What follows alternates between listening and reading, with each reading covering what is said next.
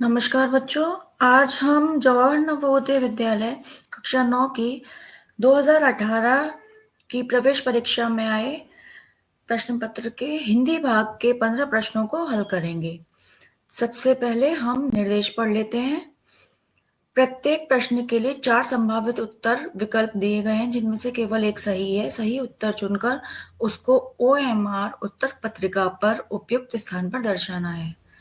देखिए, ये इसमें 15 प्रश्न जो पहले थे वो इंग्लिश के थे और हम हिंदी का कर रहे हैं। तो यहाँ से 16 से शुरू है 30 तक। तो ये प्रश्न हिंदी का जो भाग है उसका पहला प्रश्न है। श्याम कल मुंबई जाएगा, वाक्य में कौन सा काल है? भूतकाल, भविष्यत काल, वर्तमान काल, इनमें से कोई नहीं। तो जाएगा, ये कौन सा काल होता है? भविष्य काल, भविष्यत काल। ठीक है। अगला है, समुद्र अधिक गहरा है, इस वाक्य का शुद्ध रूप क्या है? समुद्र बहुत गहरा है, समुद्र अधिकांश गहरा है, समुद्र बहुत गहरा है और समुद्र की गहराई अधिक ज्यादा है। इसमें पहला था समुद्र बड़ा गहरा है। ठीक है, तो इसमें आएगा सी, समुद्र बहुत गहरा है। ठीक है। अब अगला प्रश्न देख लेते हैं। अगला प्रश्न है, सजीव का विलोम शब्द होगा। तो सजीव का विलोम शब्द क्या होता है बच्चों? इसमें ऑप्शन दे रखा है निर्जीव, अजीव, परजीव, इनमें से कोई नहीं। तो इसका होगा निर्जीव। सजीव का विलोम होता है निर्जीव। 19वां प्रश्न इसके बाद वाला है, भवन, भुवन, भिन्नार्थक शब्दों के उचित युग्मों का चयन कीजिए। ठीक है। तो अब इसमें देखना है, ए है मकान, संसार, बी है पराक्रम, ग्रंथ, सी है मकान, घर, और डी है हंस, घर। तो भवन का मतलब होता है मकान और भुवन का मतलब होता है संसार। तो ये वाला जो ए ऑप्शन है इसका, ये सही है। ठीक है। अगला हम देख लेते हैं। इसमें निर्देश दे रखे हैं। इसके बाद निर्देश क्या है? दिए गए, एक सेकेंड। हाँ, तो निर्देश पढ़ लेते हैं हम लोग। दिए गए अनुच्छेद को ध्यानपूर्वक पढ़िए और उससे संबंधित प्रश्नों के उत्तर दीजिए। ये अनुच्छेद है, इसको पढ़ना है हमें। सच्चे वीर अपने प्रेम के जोर से लोगों को सदा के लिए बांध देते हैं।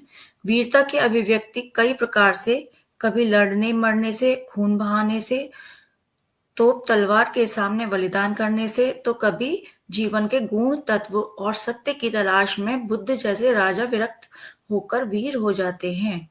वीरता एक प्रकार की अंतः प्रेरणा है।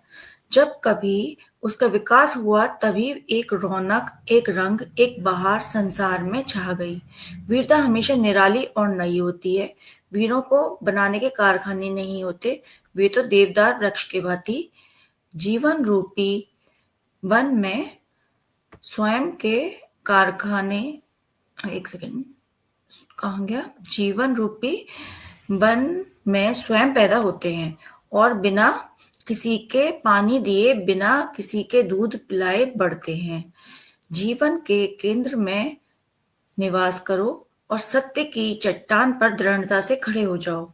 बाहर की सतह छोड़कर जीवन के अंदर की तहों में पहुंचो, तब नए रंग खिलेंगे। यही वीरता का संदेश है। ठीक है। अब हमने ये अनुच्छेद पढ़ लिया है, इस पर आधारित प्रश्न है। मैंने कई बार बताया आप लोगों को पिछले वीडियोस में कि हम क्या कर सकते हैं। पहले हम प्रश्नों को पढ़ सकते हैं और फिर हम जब अनुच्छेद पढ़ेंगे तो हमें प्रश्न तुरंत समझ में आ जाएंगे कि इनका उत्तर क्या है। अब क्या होता है कि हमने जैसे ये पढ़ा था और उसके बाद अब हम प्रश्न पढ़ेंगे तो फिर उत्तर देखने के लिए कई बार दोबारा हमें अनुच्छेद पढ़ना पड़ता है। तो हम पहले प्रश्न पढ़ सकते हैं और फिर उसके बाद अनुच्छेद पढ़ सकते हैं। ठीक है। वीरता कैसी प्रेरणा है? अंतः, बाह्य, फलित, ये सभी। तो इसका उत्तर है अंतः प्रेरणा। ये हमने अभी अनुच्छेद में पढ़ा था। ठीक है बच्चों। अब अगला प्रश्न देख लेते हैं।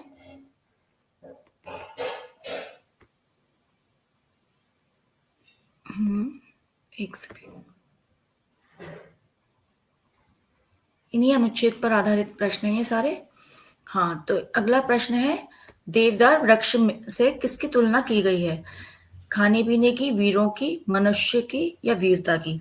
तो इसका उत्तर है देवदार फिर किसकी तुलना की गई है? वीरों की। अभी हमने पढ़ा था इसमें अनुच्छेद में वीरों की तुलना की गई। ठीक है, निम्नलिखित में से कौन सा रूप वीरता का नहीं है? एक क्रोध, युद्ध, त्याग या दान। तो इसका उत्तर होगा क्रोध।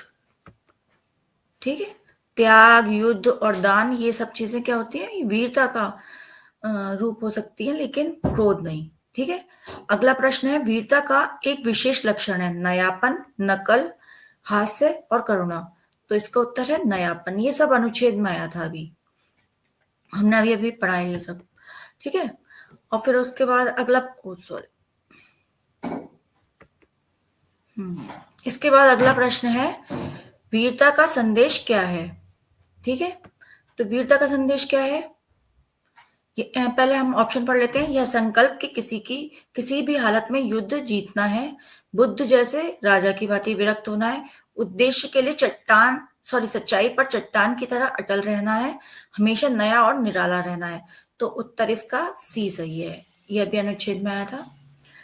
अगला है, लोहे के चने चबाना मुहावरे का अर्थ है कठिन कार्य करना, अधिक परेशान करना, चने चबाना या इनमें से कोई नहीं। तो लोहे के चने चबाना ये एक मुहावरा है, इसका अर्थ है कठिन कार्य करना। ठीक है, ऑप्शन ए सही है। अब है 26 क्वेश्चन नंबर, क्या है? अतिथि का पर्यायवाची है। तो अतिथि का पर्यायवाची बच्चों क्या है? पहले ऑप्शन पढ़ लेते हैं, भगवान, विकास, वसंत या आगंतुक। तो अतिथि का पर्यायवाची है आगंतुक। ठीक है, ऑप्शन डी सही है। जिसके समान कोई दूसरा ना हो उसके लिए एक शब्द। तो जिसके समान कोई दूसरा ना हो वो क्या होता है? पहले ऑप्शन पढ़ते हैं, अचल, अद्वितीय और सॉरी अनगिनत या अभिज्ञ। तो वो क्या होता है? डी, अद्वितीय। ठीक है, निम्न में से कौन सा शब्द शुद्ध है? आविष्कार, आविष्कार ये सब लिखे हुए हैं, इनमें से सी सही है। ये पहले भी आ चुका है कई बार, और हम लोगों को ये जो क्वेश्चन पेपर जो आते हैं ना परीक्षा में, ये जरूर कर लेने चाहिए, क्योंकि ये इंपॉर्टेंट क्वेश्चन होते हैं, ये बार बार रिपीट भी होते हैं, इसीलिए मोस्ट इंपॉर्टेंट है, इनको जरूर देखना पड़ता है, मतलब देखना चाहिए। उत्पत्ति के आधार पर शब्द के कितने प्रकार होते हैं? देखिए बच्चों, उत्पत्ति के आधार पर शब्द के 4 प्रकार होते हैं। कौन कौन से होते हैं? तत्सम, तद्भव, देशज और विदेशज शब्द। ठीक है, तो इसमें 3, 1, 4, 2 लिखे हुए हैं, तो आपको बताया मैंने अभी, बी सही है 4। ठीक है, विशेषण जिस संज्ञा या सर्वनाम शब्द की विशेषता बताते हैं उन्हें कहते हैं विशेष, गुणवाचक विशेषण, संख्यावाचक विशेषण और परिमाणवाचक विशेषण। तो इसका ए सही है, विशेष।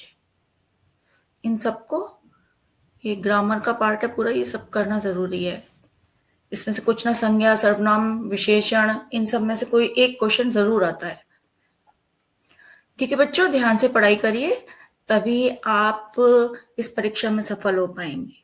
नमस्कार।